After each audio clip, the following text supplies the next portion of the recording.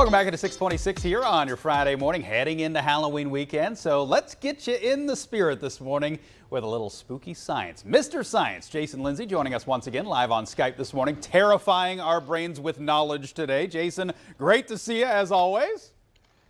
Good morning. How are you, Steve? Oh, I am excellent. You ready to kind of set the table for Halloween weekend? Yeah, basically I have a 4-slice toaster here, and this toaster, which is hiding underneath my ghost trash bag, I'm going to launch through the air. And it looks like my dog wants to join me as well for this science experiment. She's licking my leg. Either way it goes, as she's doing that, let's launch this up into the air. There we go. Hi, Mia. How are you? Here's Mia, by the way. As we launch our toaster, and our dog wants to be a part of the science experiment. She just saw the flying ghost and was interested immediately.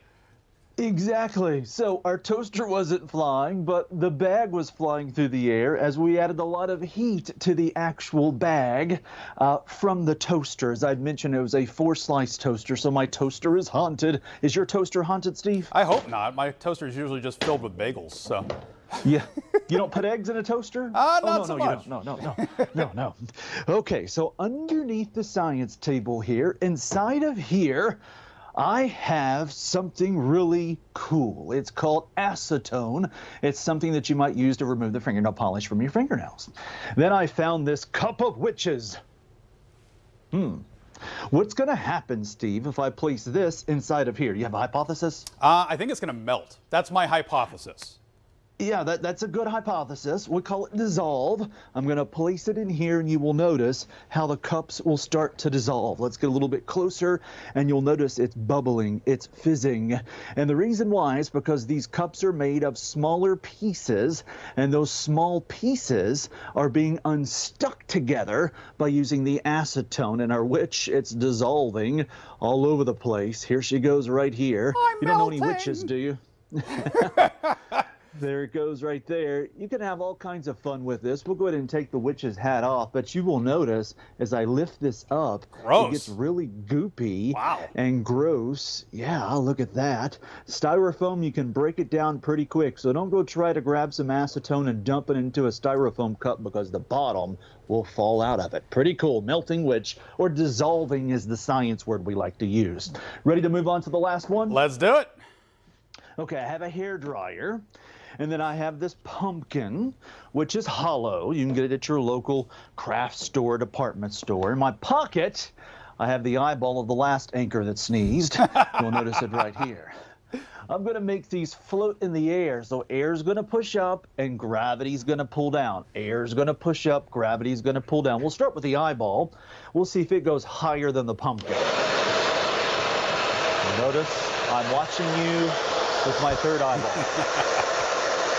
Air pushes up, gravity pulls down. So next is the pumpkin. You think it's going to go higher or go lower? I think lower, right? It's probably a little heavier. Lower? It's bigger. I don't know. Okay. Let's see. Good hypothesis. I was wrong. Look at that. So that's your floating pumpkin. You can try different things specifically from around the house. Let's do the eyeball. While the eyeball is floating, I'm going to reach down and grab the pumpkin. And put it on top. There we go. And then our eyeball. Think we can get both the floats? Let's see. Well, we got one. There we go. One. If I can strategically do this. Here we go. And a little bit. Pretty cool though, right? That is awesome. And you always share these amazing experiments with us, and you've put a lot of them into a book that's coming out soon, right?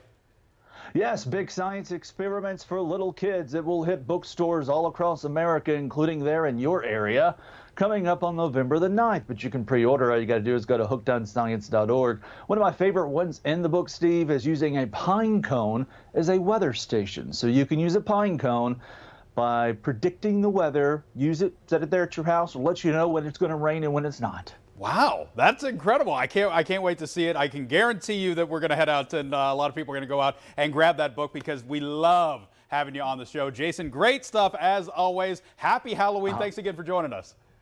You as well. My dog says hello as well. Sounds good. She was the perfect lab assistant today. Perfect. All right, let's send things over for the science of weather with Emily Frazzini hanging out. Unfortunately, talking about a whole lot of unfortunate weather this morning, right?